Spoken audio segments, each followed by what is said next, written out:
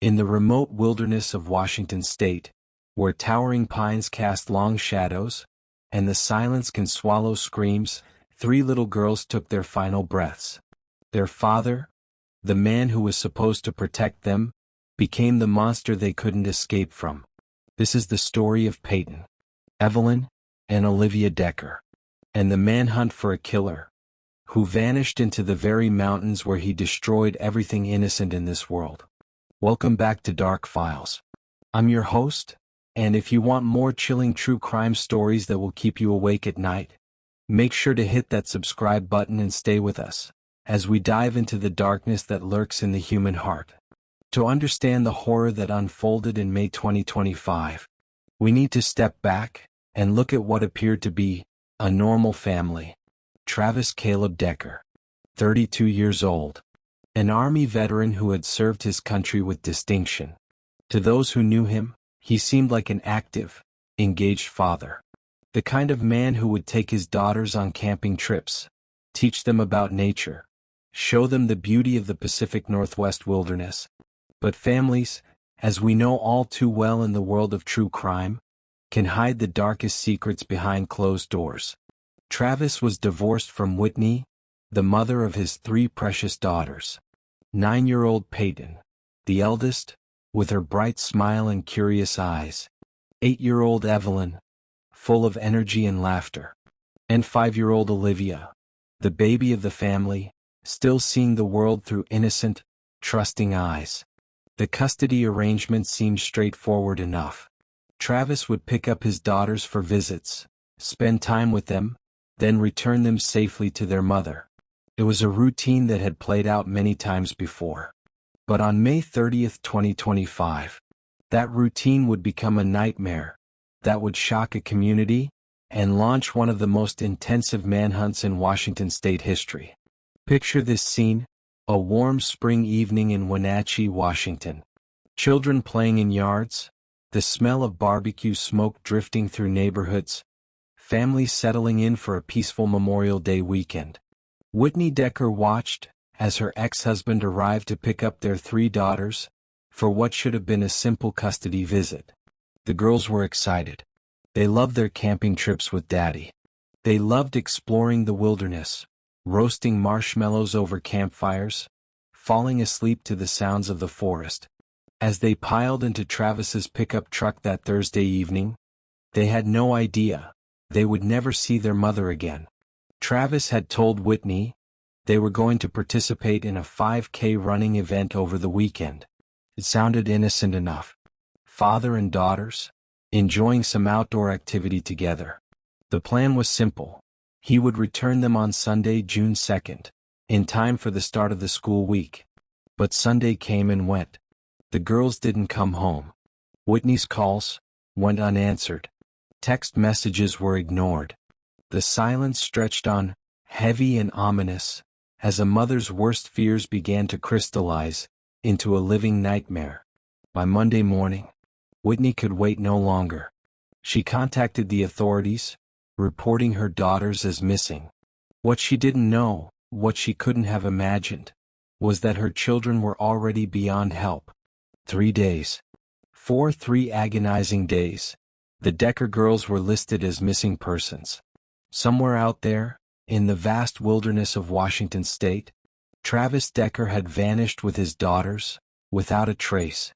The family's pickup truck had simply disappeared into the maze of mountain roads and forest trails that crisscrossed the Cascade Range.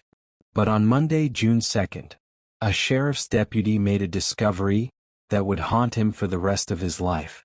Near the Rock Island campground, in Chelan County, about 11 miles west of the picturesque town of Leavenworth, the deputy spotted an abandoned campsite, tucked away in a remote area. Something about the scene felt wrong, disturbing, the kind of wrongness that makes your skin crawl, and your instincts scream danger. Following his gut, the deputy investigated further. What he found down an embankment, partially concealed by the natural brush and shadows of the forest, were 3 small bodies. Paityn, Evelyn, and Olivia Decker had been found. The preliminary investigation revealed a horrifying truth. All three girls had been suffocated. Their young lives had been deliberately, methodically ended by someone they trusted completely. Someone who should have protected them with his life. And Travis Decker? He was nowhere to be found. Within hours of the discovery, what had begun as a missing persons case transformed into something far more sinister. A manhunt for a man accused of murdering his own children. The Chelan County Sheriff's Office, working alongside state and federal agencies, launched an intensive search operation in some of the most challenging terrain in the Pacific Northwest. This wasn't just any suspect they were hunting. Travis Decker was an Army veteran, trained in survival techniques, and intimately familiar with wilderness navigation. Authorities described him as well-versed in wilderness survival and considered him extremely dangerous. He had military training, outdoor expertise, and most chillingly of all, a 3-day head start. The search area encompassed hundreds of square miles of rugged mountain terrain, dense forests, where a man could hide indefinitely if he knew what he was doing. And Travis Decker, unfortunately, knew exactly what he was doing. Search teams deployed every resource at their disposal. Drones equipped with thermal imaging cameras swept across the canopy. Swift water rescue teams searched rivers and streams. Cadaver dogs tracked scents through the underbrush. Even GoPro cameras were strapped to search dogs to capture footage from areas too dangerous or difficult for human searchers to access. But the wilderness seemed to swallow Travis Decker whole. Days turned into weeks. Weeks turned into months.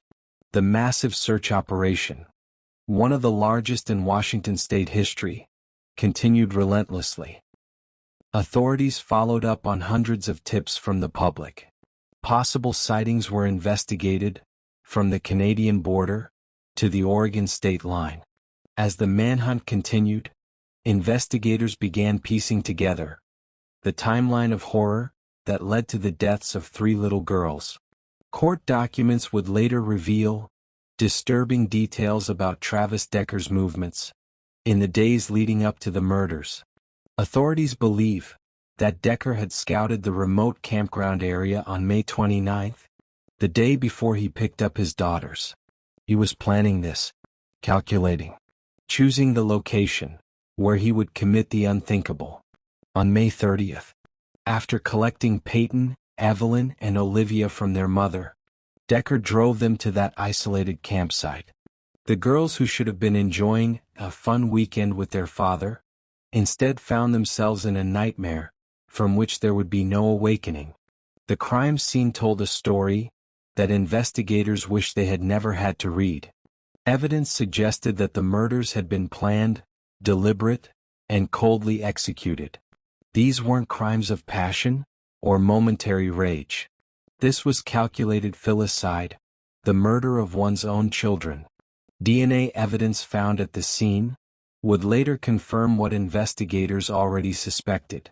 Travis Decker was the only suspect in the deaths of his 3 daughters. Male blood found at the campsite was traced back to him through forensic analysis, adding another piece to an already overwhelming case against the missing father. But perhaps most disturbing of all was newly released police body camera footage from just days before the murders. The video showed Travis Decker interacting with law enforcement officers following a minor traffic incident. In the footage, he appears calm, normal, even pleasant. Nothing in his demeanor suggested that within days, he would become one of Washington state's most wanted fugitives. As I record this episode, Travis Decker remains at large. It has been months since he vanished into the wilderness of Washington state, and despite one of the most intensive manhunts in the region's history, he continues to evade capture. The question that haunts investigators, victim advocates, and anyone following this case is simple. Is he still alive? Survival experts suggest it's entirely possible. Decker's military background, gave him skills that most fugitives simply don't possess. His familiarity with wilderness survival techniques means he could potentially live off the land for extended periods. The vast, remote areas of the Cascade Mountains offer countless hiding spots for someone determined to stay hidden. But there's another, darker possibility that investigators must consider. Did Travis Decker, after murdering his 3 daughters, take his own life somewhere in those remote mountains?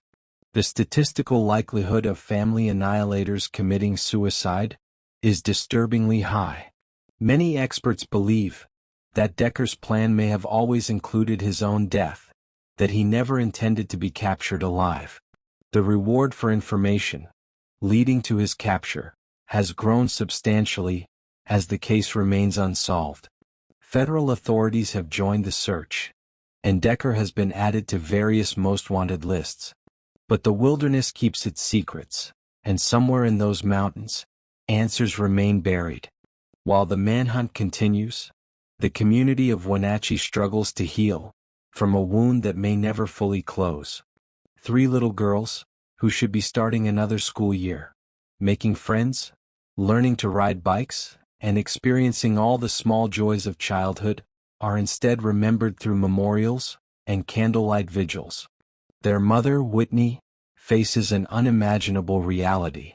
The man she once trusted enough to have children with, the man she allowed to take those children for weekend visits, became their killer. The guilt, the questions, the what-ifs, they must be overwhelming beyond description.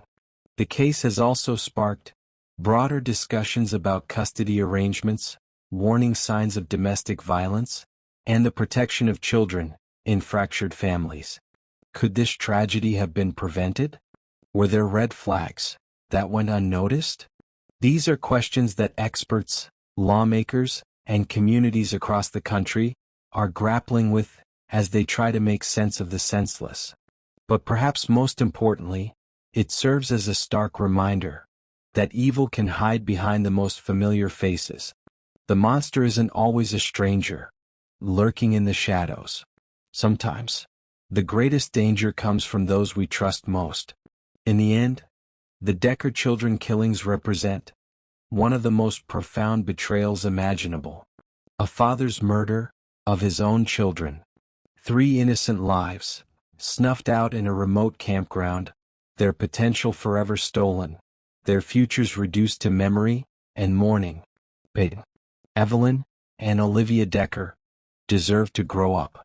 They deserve to experience first days of school, high school graduations, falling in love, having families of their own. Instead, their lives ended in terror and confusion at the hands of the one person who should have moved heaven and earth to protect them. Travis Decker remains, somewhere out there, whether alive and hiding, or dead by his own hand, we may never know. But one thing is certain: justice delayed is not justice denied. The search continues, the investigation remains active, and somewhere in those dark mountains, the truth waits to be discovered. This was Dark Files, and I'm your host, reminding you that in a world full of darkness, we must never stop seeking the light of truth. If stories like this compel you to understand the depths of human nature, both its capacity for evil and our collective determination to seek justice, make sure to subscribe to Dark Files. The darkness is real, but so is our resolve to shine a light into it. Until next time, stay vigilant, stay safe, and never forget the innocent lives that were lost along the way.